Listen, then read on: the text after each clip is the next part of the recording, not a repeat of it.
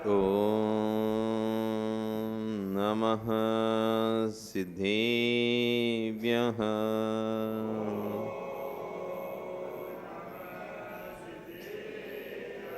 ॐ नमः सिद्धेभ्यः।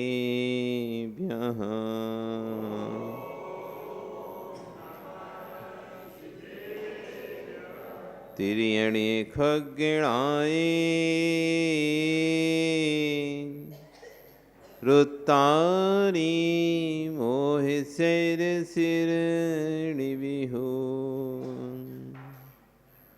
आयरीरावपस्यो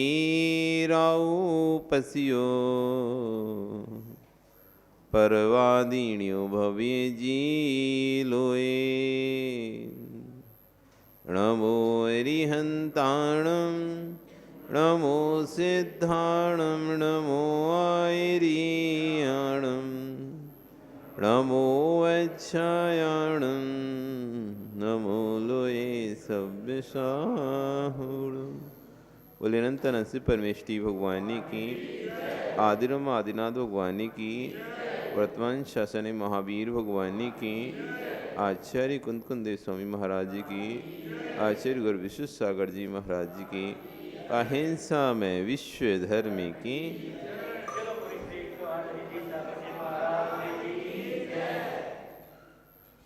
भवबंधु, वर्तमान शासन न्यायिक वर्धमान स्वामी के शासन में तीर्थंकर प्रभु की चरण निश्रा में बैठकर हम सभी जिन देशना का श्रवण कर रहे हैं, आज फिर से वे पावन अवसर जब हम नलवाड़ी के इस मंदिर में धर्म की देशना को सुन रहे हैं। आचार्य कुंद कुंदेव स्वामी महाराज ग्रंथराज रैणसार जी में गाथा सूत्र 137-138 में संसार में दुख का कारण कौन, उस भव मुक्ति का कारण कौन, इस व्याख्या के लिए 2 गाथा सूत्रों को दे रहे हैं। चौगदि संसार गमन कारण भूदाणी दुख हे दूणी ताणी हवे भैरप्पा बत्तु सरोवाणी भावाणी मुख्य गति गमन कारण भूदाणी पसत पुण्य हे दूणी ताणी हवे दुहियप्पा वस्तु सरुवाणी भावाणी। चौगति संसार गमन कारणम, 4 गति हैं, 4 गति ही संसार है। चतुर्गति ब्रह्मण का नाम ही संसार, संसार नाम की कोई वस्तु अलग से नहीं है। संसरण इति संसारा, संसार नाम का कोई ऐसा स्थान नहीं है कि संसार नाम का कोई स्थान है। संसार क्या, 4 गति के भ्रमण का नाम ही संसार है।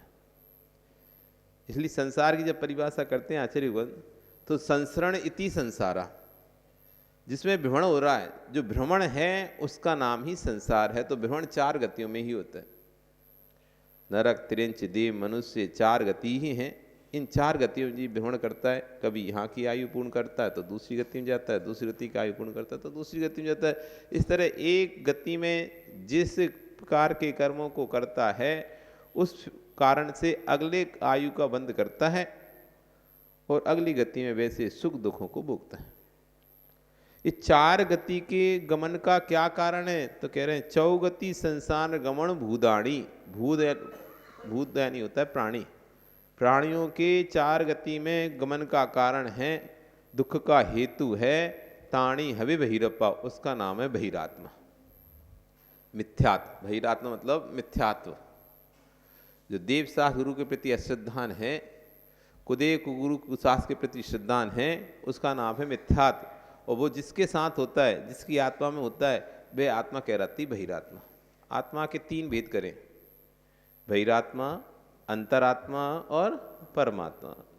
एक ही आत्मा के 3 भेद हैं, अलग अलग आत्माएं नहीं है। बहिरात्मा, अंतरात्मा, परमात्मा, एक ही व्यक्ति ये 3 रूप में हो जाता है। एक ही आत्मा 3 रूप में होती है। हर व्यक्ति की आत्मा ये त्रिरूप है, तय रूप है। जो उसके गुण प्रकट करेगा उस रूप में रहेगी। सबसे पहले प्रत्येक जीव की आत्मा, यहाँ तक कि भगवान की आत्मा भी बहिरात्मा थी। जो भी भगवान हुए और हो रहे हैं और होंगे, जितने भी भगवान हुए हैं, हो रहे हैं और आगे होंगे, ये सभी बहिरात्मा थे। कोई भी पहले से भगवान नहीं था। ये जैन दर्शन की विशेषता है।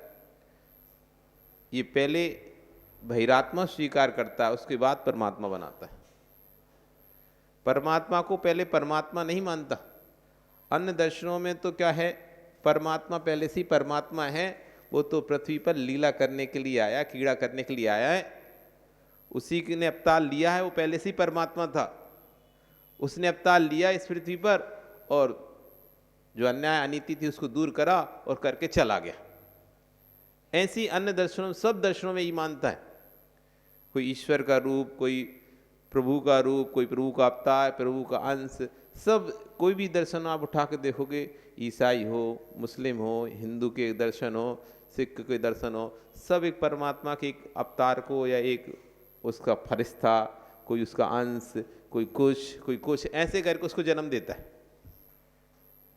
वो एक ही आत्मा है जो ऊपर से आई, अलग से स्पेशल भगवान ने भेजी। इस तरह से जितने भी संत साधु किसी के निकलेंगे, उनका इतिहास पढ़ोगे तो उसमें ये आएगा, भगवान ने इसको स्पेशली भेजा, किसी अन्याय हो रहा था, अनीति फैल रही थी, अत्याचार फैल रहा था पृथ्वी पर, तो इसलिए भगवान ने अपने एक अंश को या खुद को या किसी एक बंदे को, किसी एक व्यक्ति को ऐसी शक्ति देकर भेजा जिससे जाओ और पृथ्वी पर सारा अन्याय दूर करके आओ।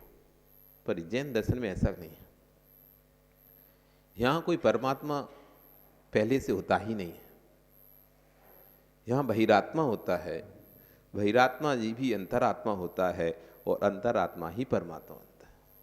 क्रमिक विकास की अवस्था है, क्रम से विकास, एक वन स्टेप बाय स्टेप क्रमिक विकास चलता है। तो कह रहे हैं कि यहाँ पे ताणी हवे बहिरप्पा, जो बहिरात्मा है फिर चौगति संसार गमन का कारण है, मतलब बहिरात्मा ही यानी मिथ्यात्वी चार गतियों में गमन का कारण है प्राणियों के लिए और दुख का हेतु है। और बहिरात्मा कौन? वस्तु स्वरूपाणी भावाणी, वस्तु के स्वरूप का भाव ना होना, मतलब वस्तु कैसी है, वस्तु व्यवस्था कैसी है, इस चीज को नहीं जानना, इसका नाम ही बहिरात्मपना है। बहिरात्मा खोजने की जरूरत नहीं है। बहिरात्मा अलग से कोई चेहरा नहीं आएगा, कोई अलग से चेहरा नहीं होता बहिरात्मा का। बहिरात्मा बस क्या है, सोच का अंतर है। एक ही वस्तु को देखने के अलग अलग नजरिए होते हैं ना, एक ही वस्तु को देखने के कई नजरिए होते हैं। आप किस नजरिए से उस वस्तु को देख रहे हैं, वस्तु आपको वैसी दिखने लगती है। वस्तु अच्छी भी नहीं है, वस्तु बुरी भी नहीं है, फिर भी वस्तु अच्छी है और बुरी है। वस्तु अच्छी भी नहीं है, वस्तु बुरी भी नहीं है, तब भी वस्तु अच्छी बुरी होती है। हमारा नजरिया जैसा होता है, वस्तु वैसी अच्छी बुरी हमको दिखाई देती है। तो वस्तु का वास्तविक स्वरूप क्या है, जीव तत्व किसे कहते हैं, अजीव तत्व किसे कहते हैं, आश्रव बंध संबर निर्जरा मोक्ष, ये सात तत्व किसे कहते हैं, जीव द्रव्य किसे कहते हैं, पुद्गल द्रव्य किसे कहते हैं, धर्म अधर्म आकाश काल द्रव्य किसे कहते हैं, इनके बारे में समझना, फिर इन पर श्रद्धान करना। और जो इनके बारे में ना जानता ना समझता, तो वो कहलाता बहिरात्मा। वस्तु यानी पदार्थ, पदार्थ यानी जीव अजीव दो पदार्थ हैं, जीव अजीव दो तत्व हैं, फिर इन्हीं अजीब में से अनेक तत्व निकल गए। उन तत्वों को जानना समझना, उनका निर्णय करना, ये वस्तु स्वरूप कहलाता है। और अभी तक हमें शायद पता ही नहीं होगा ये एक ही बार को चार चार बार क्यों कहा गया। जीव को तत्व भी बोल दिया गया, जीव को द्रव्य भी बोल दिया गया, जीव को अस्तिकाय भी बोल दिया गया, जीव को पदार्थ भी बोला है। एक बार बोलना था जीव, अलग अलग जगह अलग अलग अर्थ निकल रहे हैं एक ही शब्द के। आप जीव मतलब समझते बस आत्मा, जीव मतलब आत्मा, लेकिन उस आत्मा के चार जगह अलग अलग अर्थ निकलते हैं, तभी उसको चार जगह अलग अलग रखा है। जीव तत्व में भी आत्मा को रखा है, जीव द्रव्य भी आत्मा को रखा है, जीव अस्तिकाय भी रखा है और जीव पदार्थ भी है। पर अपन को कुछ ज्ञान ही नहीं है इस विषय में कि 4 बार क्यों बोला, और किसी को नहीं बोला 4 बार, सिर्फ जीव को ही बोला। ये क्यों रखा, कैसे रखा, इसका स्वरूप क्या है, वास्तव में मेरा स्वरूप क्या है, जीव का स्वरूप क्या है, अचेतन का स्वरूप क्या है, पदार्थ का स्वरूप, ये सबको नहीं जानना, ये बहिरात्म भाव है। और जब तक ये ज्ञान नहीं होगा हमको, तब तक चतुर्गति संसार में भ्रमण होता रहे।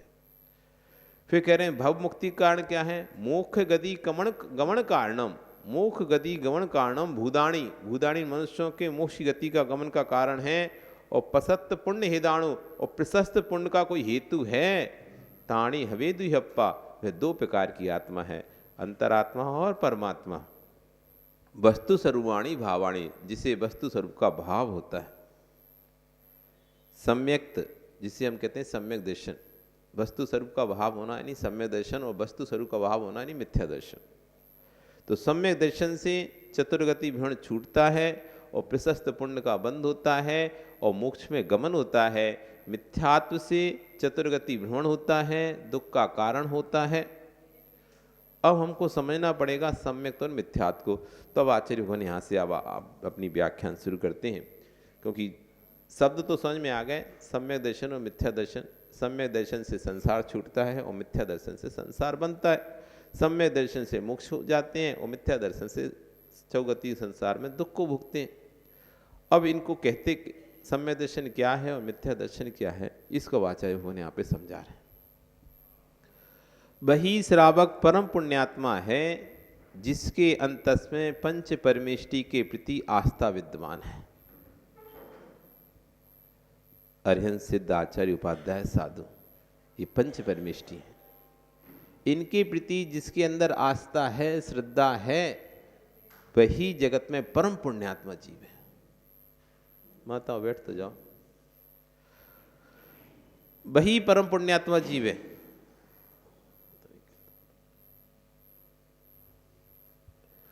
वे श्रावक महान हैं, श्रावक को कह रहे हैं, वे श्रावक महान हैं जिनके अंतर में पंच परमेष्टि के प्रति आस्था है, और वे मुनि महान हैं जिनके अंदर में रत्नत्रय के पालन की श्रद्धा है, अर्थात जो रत्नत्रय के पालन में लीन है। श्रावक को भी कह रहे हैं और श्रवण को भी कह रहे हैं, क्योंकि ये ग्रंथ दोनों के लिए ना। तो वे श्रावक महान हैं जिनके अंदर पंच परमेष्टि के प्रति आस्था है, देवशास्त्र गुरु के प्रति आस्था है, नहीं तो नहीं रहती।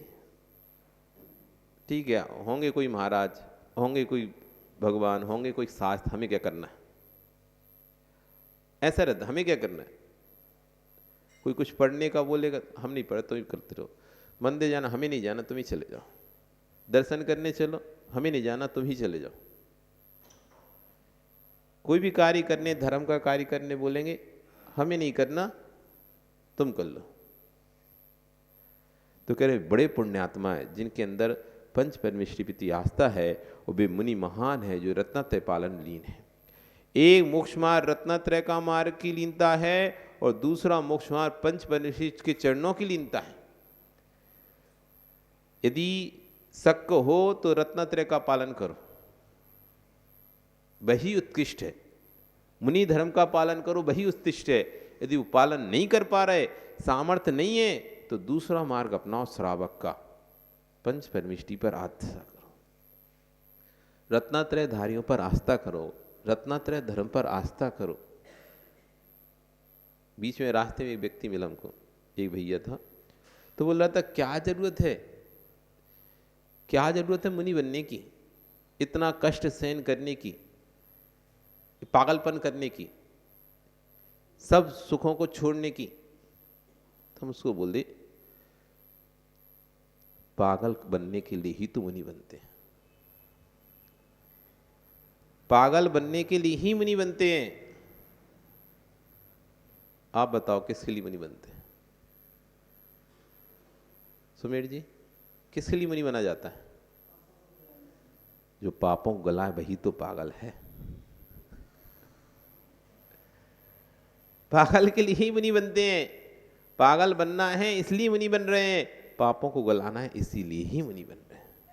ये पागलपन नहीं है, ये आस्था है।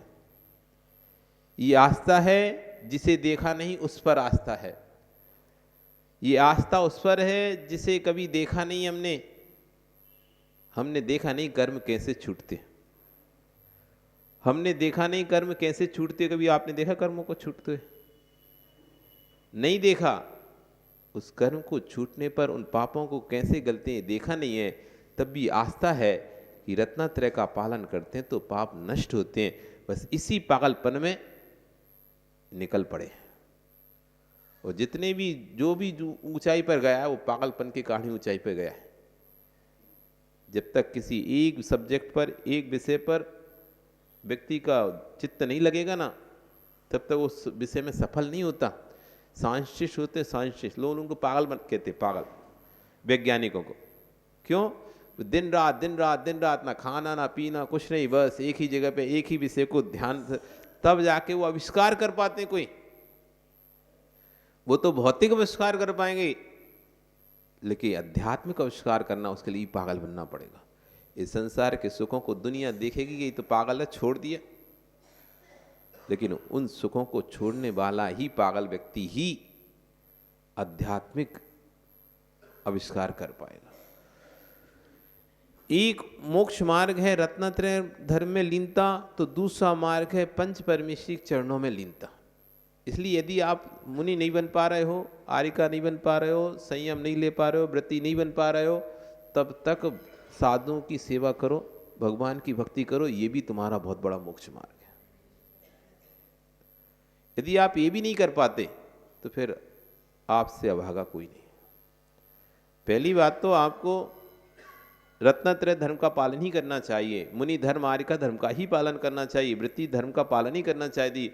यदि वो नहीं कर पा रहे तो आप साधु की सेवा करो, भगवान की भक्ति करो, पंच परमेष्टि की श्रद्धा करो, उनकी अर्चना करो, उनके चरणों में की लीनता रखो।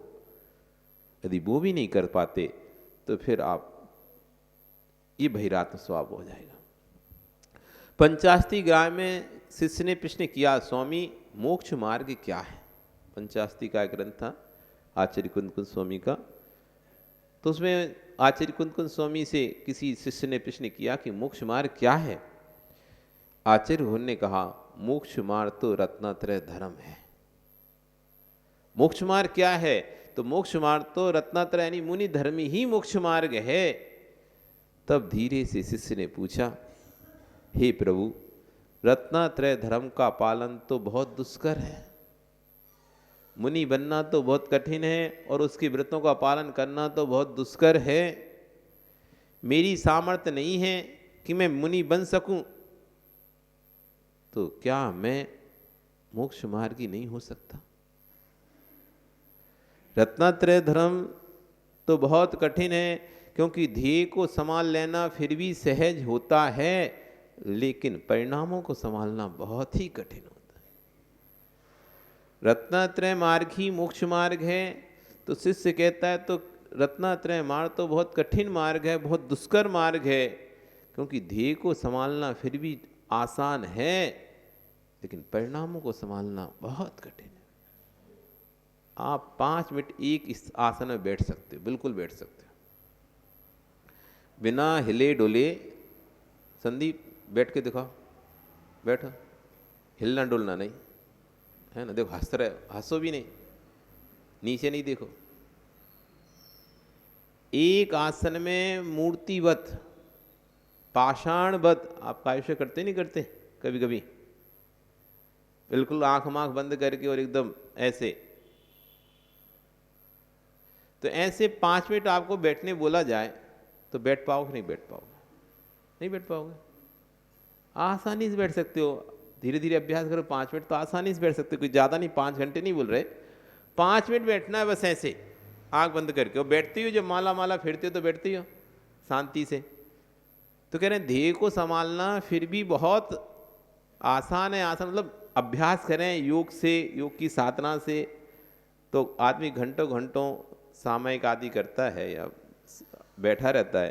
कोई 1-1 घंटे तक एक ही आसन में बैठा रहता है, पैर भी। अब जिनके पैर का दर्द है तो बात अलग है, लेकिन पैर में दर्द नहीं है तो वो तो एक बार आसन बैठा और आराम से बैठा रह सकता है 5 मिनट, 10 मिनट, 15 मिनट, आधा घंटा बैठ सकता है, कोई दिक्कत नहीं है, अभ्यास से बैठ सकता है। तो 5 मिनट संदीप तुम बैठ ली ना, बहुत अच्छी बैठ ली है। ये बताओ संदीप, 5 मिनट में मन कितनी देर स्थिर रहा?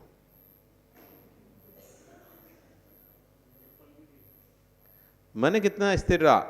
ऐसा कोई क्षण रहा जब तुमको ऐसा लगा हो तुमने कुछ नहीं सोच रहे या कुछ नहीं चल रहा तुम्हारे दिमाग में? एक भी क्षण ऐसा रहा हो बताओ? तो कह रहे हैं यहां पर ध्येय को संभाल लेना फिर भी बहुत आसान है। योग के माध्यम से हम अपने शरीर को संभाल के बैठ सकते हैं, लेकिन परिणामों को संभाल पाना बहुत दुष्कर है। बैठे बैठे कितने प्रकार के परिणाम हो जाते हैं, बैठे बैठे अनेक प्रकार के परिणाम हो जाते हैं। राग के, द्वेष के, क्रोध के, लोभ के, मोह के, माया के, परिग्रह के, हिंसा के, झूठ के, चोरी के, कुशील के, एक ही स्थान पर बैठे बैठे असंख्यात प्रकार के परिणाम हो जाएंगे। कभी कॉपी पेन लेके लिखने बैठोगी ना तो समझ में आएगा आपको कि हम मंदिर में बैठे बैठे कितने प्रकार के परिणाम कर लिए, जबकि एक ही परिणाम से आए थे, अभिषेक करने के परिणाम से, एक ही परिणाम से आए थे, पूजन करने के परिणाम से, एक ही परिणाम से आए थे, स्वाध्याय करने के परिणाम से। लेकिन वो स्वाध्याय जैसे हमने एक परिणाम किया स्वाध्याय करना है, और आपने पुस्तक खोलकर स्वाध्याय करना है, इसी बीच में आप देखोगे इतने बार परिणाम बदल चुके होंगे तुम्हारे, अनेक बार परिणाम। प्रवचन करते करते परिणाम बदलते रहते हैं। प्रवचन करने के परिणाम है इधर से किसी की आवाज आई, अरे यार क्या कर रहा है, परिणाम बदल गया। कोई उठ के उधर गया, ये क्यों उठ रहा है? कर रहे हैं प्रवचन, कर रहे हैं प्रवचन, बोल रहे हैं जिनवाणी, लेकिन ये क्या कर रहा है? अंदर ही अंदर चल रहा है। बहिरंग क्रिया कुछ चल रही है, बहिरंग प्रवचन चल रहा है, लेकिन अंदर ये देखो ये कैसे बैठ रहा है, ये कैसे खास रहा है, क्यों आवाज कर रहा है, क्यों चिल्ला रहा है, क्यों बोल रहा है। मतलब कुछ भी जो भी अतिरिक्त काम हो रहा है भी साथ में डबल डबल चल रहा है मन के अंदर। हम पकड़ ही नहीं पाते। जिस दिन पकड़ना सीख लेंगे तब समझ में आएगा कि हम क्रिया क्या कर रहे थे और परिणाम क्या कर रहे थे। आप अभिषेक करते करते देखो, आप अभिषेक में चित्त कितना लगता है। ये इधर बैठा है, ये इधर खड़ा है, ये आगे आ जाए तो पीछे चला जा, तुम इधर खड़े हो जाओ, तुम उधर बैठ जाओ, तुम आगे से हट जाओ, तुम हाथ धो लो, तुम कलश ले लो, तुम मतलब चित्त कहीं लगता ही नहीं है। देखते देखते अरे धीरे धीरे पानी क्यों डाल रहा है, देखते देखते ये ज्यादा पानी क्यों डाल रहा है, देखते देखते ये ऐसे क्यों डाल रहा है, देखते देखते ये कलश ऐसा क्यों पकड़ा है। कितने परिणाम बदलते रहते हैं। एक ही क्रिया को करने के लिए, एक ही क्रिया करते समय आप जब ध्यान से अपने परिणामों को गौर से सुनेंगे, अभी भी आप प्रवचन सुनते सुनते भी कई बार इतने परिणाम कर ले रहे। देखो महाराज जी उसके लिए बोल रहे हैं, देखो महाराज जी उसके लिए कह रहे हैं, देखो महाराज जी ने अब ऐसा कह दिया, देखो उधर के लिए इशारा है, उधर के लिए बात बोल दी। मतलब प्रवचन सुनते सुनते भी हम अपने परिणामों के पढ़े, हम स्थिर रूप से प्रवचन भी नहीं सुन रहे, स्थिर होकर प्रवचन भी सुन पा रहे, क्योंकि परिणामों को संभालना बहुत दुष्कर है। ध्येय को संभालना बहुत सरल है, ध्येय को संभालकर योगी बनना सरल है, ध्येय को संभालकर साधु बनना सरल है, लेकिन परिणामों को संभालकर योगी बनना बहुत दुष्कर है। मैं कैसी अवस्था में योगी बन सकता हूं, ऐसा प्रश्न करने पर ग्रंथकर्ता कहते हैं साक्षात मार्ग तो रत्नात्रय धर्मी ही है। उस धर्म को पालने में असमर्थ हो तो पंच परमेश्वर की आराधना करो, यही गृहस्थों का मोक्ष मार्ग है। मुनियों का मोक्ष मार्ग रत्नात्रय धर्म है, वही साक्षात मोक्ष मार्ग है। यदि उसको पालने में असमर्थ है जीव,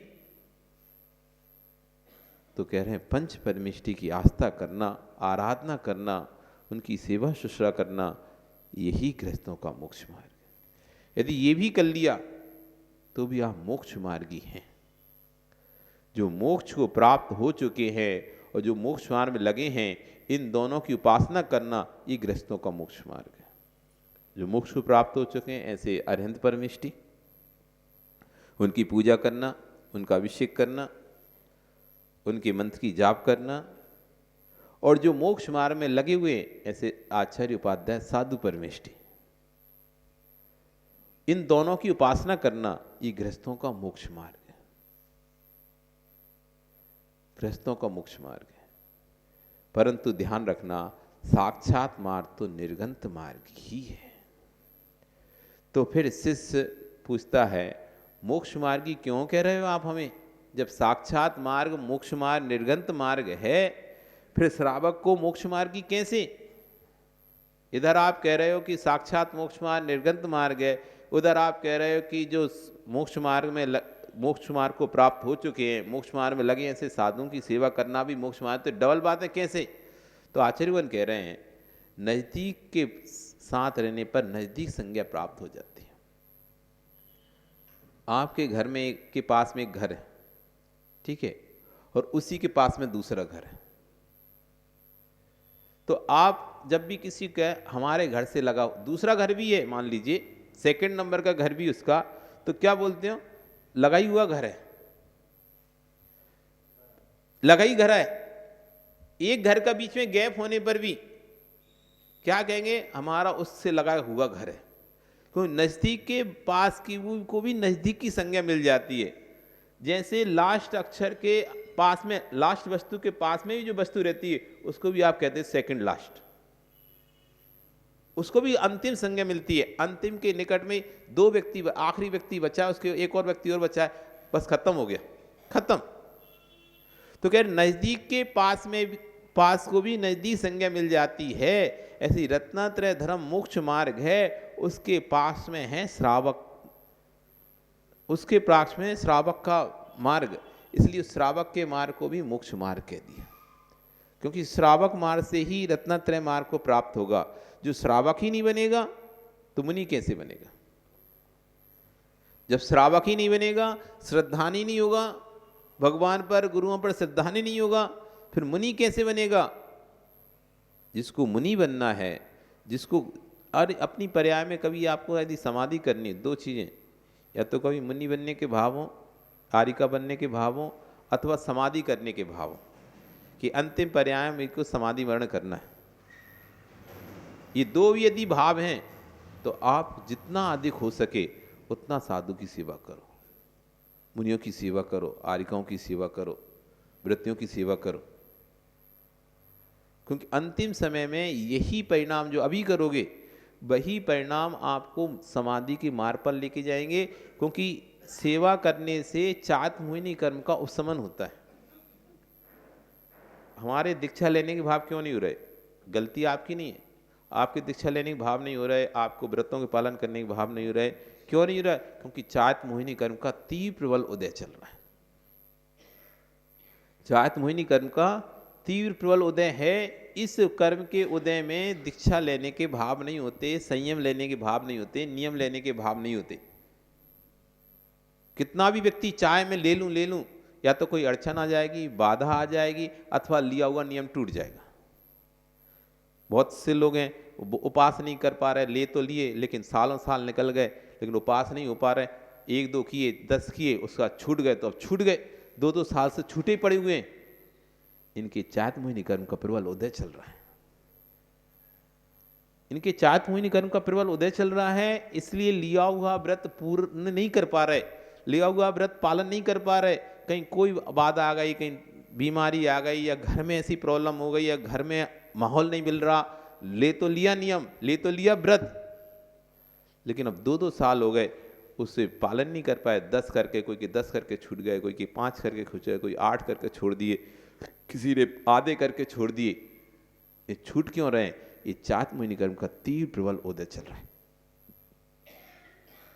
घर से निकलते हैं लेकिन पहुंचते पहुंचते ना तो आहार दे पाते हैं, ना प्रवचन सुन पाते हैं, ना अभिषेक देख पाते हैं, कोई भी संयम की बात नहीं कर पाते, सुन नहीं पाते। ये चात मोहिनी का निकले तो हैं लेकिन कोई भी ज्ञान की बात, जो कल्याण की बात है, जिससे हम कल्याण कर सकते थे, वो कुछ भी हमारे को नहीं मिल पा रही है। ये तीर हमारा अंतराय कर्म को दे चल रहा है। इतना सुनने के बाद भी कुछ समझ में नहीं आता, कोई याद नहीं रहता, सब भूल जाते हैं, ये तीव्र ज्ञानावरणी कर्म को दे चल रहा है। देखते हैं नींद आ जाती, बार बार सो जाते हैं, जब भी धर्म सभा होती है सो जाते हैं, जब भी धर्म सभा वैसे नहीं आती लेकिन धर्म सभा चालू होती नींद आ जाती है, ये तीव्र दर्शनावरणी कर्म को दे चल रहा है। कितना भी हम अच्छा करें लेकिन फिर भी अपयश ही मिलता है, कितना भी अच्छा करें कुछ भी तब भी उल्टा ही हो जाता है, अच्छा करने की भी सोचें तो तब भी उल्टा ही हो जाता है। मतलब गए थे अच्छे ही सोचे ही रहते सबके लिए अच्छा सोचे तब भी, लेकिन पता नहीं क्या होता है ऐसा कि आखिरी काम बिगड़ता है। बहुत सारे लोग बोलते हैं कि महाराज जी बस आखिरी एन वक्त पर काम बिगड़ जाता है, पूरा अच्छा चलता है और आखिरी में बस काम होते होते रुक जाता है। ये आपका तीव्र नाम कर्म को दे चल रहा है, जिसमें आपके सारे काम बार बार रुक जाते हैं। इस तरह का ही है, आप किसी से बोलना तो अच्छा चाहते हो लेकिन निकलती नहीं अच्छी भाषा, उसको बुरा ही लग जाता है। सब अच्छे से करते हो लेकिन आखिरी में जाके सब बिगड़ जाता है, पूरा खेल खत्म। अपयश नाम कर्म के उदय चल रहे हैं। ये कर्म के जब उदय चलते हैं तो वैसी चीजें दिखाई देती हैं, बिल्कुल दिखाई देती हैं। बस ये कि पढ़ना नहीं जानते इसलिए पता नहीं चलता आपको कौन से कर्म के उदय में कौन से प्रकार के भाव या कौन से प्रकार के परिणाम होते हैं, आपको अभी तक ज्ञान नहीं है इसलिए आपको पता नहीं चलता। यदि ज्ञान हो जाएगा ना आपको तो आपको पूरी फिल्म जैसे चलेगी, देखो अब इस कर्म का उदय मेरा चल रहा है, ये कर्म का उदय चल रहा है, जहां हाथ डाल रहा हूं वहां फैल हो रहा हूं। अभी तक तो कुछ भी करता था पकड़ा नहीं जाता था, अब कुछ भी करता हूं थोड़ा सा ही करता हूं तो भी पकड़ा जाता हूं, पुरानी बातें ही पकड़ा जाता हूं। ये सब पुराना, ये कौन से कर्म को उदय चल रहा है, ये सब आपको समझ में आने लगेगा। नीची जाति में शादी करने के भाव आ रहे हैं, ये नीच गोत्र कर्म का उदय चल रहा है। ये सब समझ में आता है, किस तरह के परिणाम चल रहे हैं उस हिसाब से आयु कर्म का बंध पता चलता है। तो जिसको पढ़ना आता है तो आराम से पढ़ सकता है, तो जिसको गुरुओं के पास बैठने की इच्छा है नहीं हो रही, इसका चात मोहिनी कर्म का प्रबल उदय चल रहा है। इसलिए अपने जीवन में यदि समाधि करना है, समाधि वर्ण करना है तो आचार्य भवन और दीक्षा लेना है कभी, तो आचार्य भवन तो हम लोगों को समझाते रहते थे। हम लोग कभी कभी मस्ती में श्राप जब ब्रह्मचारी थे तो कहीं हार देने नहीं गए, ड्यूटी लगाते थे आचार्य श्री सब ब्रह्मचारियों की, तो कभी कभी नहीं जाते थे ड्यूटी पे। ड्यूटी मतलब महाराज जी को हार कराने के लिए, इनके अंतराय हो जाते, हम नहीं जाते ऐसे करके, तो नहीं जाते थे। तो आज और दूसरी जगह चले जाते या कहीं चले जाते, नहीं भी जाते थे कक्ष में बैठ रहते थे, प्रवचन सुनने नहीं आते थे तो कक्ष में बैठे ऐसे। तब आचार्य समझाते थे, देखो भाई आगे तुम्हें दीक्षा लेनी है, दीक्षा लेनी है तो जितना आहार दे लो, ये आपको चात मोहिनी कर्म के बंध से बचाएगा और आपका जो चात मोहिनी कर्म जो बंधा हुआ है उसको कम करेगा, तब जाके दीक्षा हो पाई तुम लोगों की, नहीं तो नहीं होगी दीक्षा। इसलिए जितनी, क्योंकि बस साधु से उस चात मोहिनी कर्म का उपशमन का एक ही साधन है, साधुओं की सेवा। जितनी करोगे, जितनी साधुओं की सेवा करोगे, जितनी वैवृत्ति करोगे, जितनी उनकी सेवा शुश्रूषा करो, उतना आपका चात मोहिनी कर्म का उपशमन होगा। क्योंकि जो व्यक्ति जिस वस्तु को प्राप्त करना चाहता है उसके पास जाना पड़ता है। तो चार्य यदि आपको प्राप्त करना है तो चार्यधारियों के पास में जाना ही पड़ेगा, आपको उनकी सेवा करनी पड़ेगी, उनकी वैवृत्ति करनी पड़ेगी आपको, क्योंकि आपको यदि भविष्य में समाधि वर्ण करना है। तुमको खूब आचार्य भगवान अनेक बार समझाते थे, खूब तुम चौका लगाओ। तो ब्रह्मचारी सब, वैसे तो कभी ब्रह्मचारी लोग चौका लगाते दूसरे में जाते, लेकिन आचार्य समझाने पर सब ब्रह्मचारी एक चतुर्मास में 15 दिन तक चौका लगाते थे। स्वयं का द्रव्य लाओ, स्वयं का हार कराओ, सब करो, इस तरह से समझा के ज्ञान देते थे। क्योंकि गुरु का अर्थ क्या है, जो आपको अज्ञान दूर करे, जो आपके अज्ञान को मिटाए, उसी का नाम तो गुरु है। तो वो हमको समझाते थे बस यही कि चाहे तुम्हें दीक्षा लेनी है, जब तक दीक्षा नहीं हो रही तब तक जितनी आहार दे सको उतना आहार दे लो, जितनी वैवृत्ति कर लो उतनी। क्योंकि हम लोग अज्ञान के कारण से कभी आहार भी नहीं देते थे, तो कभी वैवृत्ति करने भी नहीं जाते, कमरे में थक गए, हम भी थक गए ऐसा करके, तो समझाते रहते थे ऐसा नहीं। आप खूब बेइज्जती करने जो करो सब महाराज, कितने भी श्रावक आ जाएं। हम कभी कभी ऐसा बहाना दे देते थे, बहुत श्रावक रहते हैं महाराजों के पास, क्या जाए बेइज्जती करने, तब भी नहीं। तुम यदि अपना कर्म का उपशमन करना है, चाहत मोहिनी कर्म का, तो तुम जाओ, कितने भी रहे तब भी तुम बेइज्जती करो, कितनी भीड़ रहे तब भी आहार दो, कितना भी स्वास्थ्य ठीक ना हो तब भी एक ग्रास दो, लेकिन दो, इससे चाहत मोहिनी कर्म का उपशमन होगा और आगे समाधि मरण होगा। समाधि मरण करना है, उपशमन करना है, तो मौका मिला है, कर लो। फिर तो जब चले जाएंगे तो कौन कहाँ आप जा रहे हो, कहीं आप बाहर गए भी तो 1 दिन के लिए, 2 दिन के लिए, बस 3 दिन के लिए, इससे ज़्यादा कहाँ जा पाओगे। घर में चीज़ है तो लंबे समय तक हम उसका उपयोग कर सकते हैं, बाहर वस्तु है तो उसके लिए 1-2 दिन जाएंगे। कभी भी आप मान लो शिखर जी भी गए और वहाँ तुम्हारा हार देने का, तो कितने दिन रुकोगे, 4 दिन, 6 दिन, 7 दिन, 10 दिन, उससे बाद तो आपको वापस घर ही आना पड़ेगा ना। वहाँ भी कितनी बार हार दे पाओगे, 1 बार 2 बार कहीं दी पाए, या कितनी कोई बेइज्जती करना, खुद ही थक जाते हो, खुद ही नहीं रहोगे ताकत शरीर में, तो कहाँ दूसरों को की सेवा कर पाओगे। इसलिए जब मिल रहा है घर में तो कर लो, बाहर में तो फिर ऐसा है मिला भी और नहीं भी मिला, अपने भविष्य की तैयारी कर लो। तो नजदीक के को भी वही संज्ञा प्राप्त होती है। रत्नात्रय धर्म मोक्ष मार्ग है, इस रत्ना धर्म के नजदीक जो परपनिष्ठ श्रद्धा रूप जो परिणाम है, वह सम्यक दृष्टि जीव का सम्यक जन एक देश उपचार से मोक्ष मार्ग प्रारंभ हो गया है। उपचार से मोक्ष मार्ग प्रारंभ हो गया है। कोई गरीब आदमी है, उसके पास मकान नहीं है, परंतु जीवन जीना है उसे और मकान नहीं है, धूप से बचना है, तो कैसे बचे। एक गरीब आदमी है, उसके पास मकान नहीं है, बहुत गर्मी पड़ रही, धूप से बचना है, तो कैसे बचेगा बताओ अमरचंद, कैसे बचेगा है। दूसरों घर में तो घुस नहीं सकता ना वो, फिर दूसरों घर में घुस नहीं सकता तो कैसे बचे है। पेड़ की छांव में क्यों, उस बड़े आदमी का जो बड़ा मकान है उसकी छांव में नहीं बैठ सकता क्या। मकान में तो नहीं घुस सकता, मकान में तो उसकी एंट्री नहीं है, लेकिन छांव में बैठने से कोई रोक सकता है क्या। उस बड़े आदमी के बड़े मकान की छांव में भी यदि बैठ जाएगा तो वह धूप से बच जाएगा। तो जिसका मकान नहीं है वह मार्ग खोज, मकान नहीं है धूप से बचे कैसे, ज्ञानी वह भी मार्ग खोज लेता है। जिसकी बहुत ऊंची बिल्डिंग है उसके पीछे का भाग तो होगा, और धूप से गरीब को बचना है तो मकान में तो नहीं पहुंच पाता, परंतु बड़ी बिल्डिंग की जो छाया पड़ रही है वो छाया में बैठकर दिन काट लेता है। आप भगा भी नहीं सकते क्योंकि आपके मकान में नहीं है, परंतु छाया में अवश्य है। ऐसी जो जीव रत्नात्रय के महल में ना भी पहुंचा हो, वह रत्नात्रय के पास बैठा रहेगा, उसकी छाया में बैठा रहेगा, तब भी धूप से तो बच ही जाएगा। वह रत्न जो तड़पते तड़पते मरने वाला था, वह भवन की छाया में बैठकर मरने से बच गया। बस मोक्ष इतना ध्यान रखना, अच्छा हो कि महल बना पाओ, और नहीं बना पाओ तो जिनके महल बने हैं उनकी छाया में जाके बैठ जाओ। अच्छा तो यह है कि रत्नात्रय धर्म को खुद ही पालन करो, यदि खुद पालन नहीं कर पा रहे तो जो कर रहे हैं उनके पास जाकर बैठ जाओ, तब भी तुम्हारा कल्याण हो जाएगा। आपका समय है, कल फिर आओगे, पर्या रही तो फिर चर्चा आगे आचार्य भगवान और क्या कह रहे हैं इस विषय में आगे चर्चा करेंगे। बोली भगवान महावीर स्वामी की। चलेंगे जनवाणी स्तुति। जावाणी के ज्ञान तह सूझे लोकालो, सोवाणी मस्तके नमो सदा देते हूँ दो।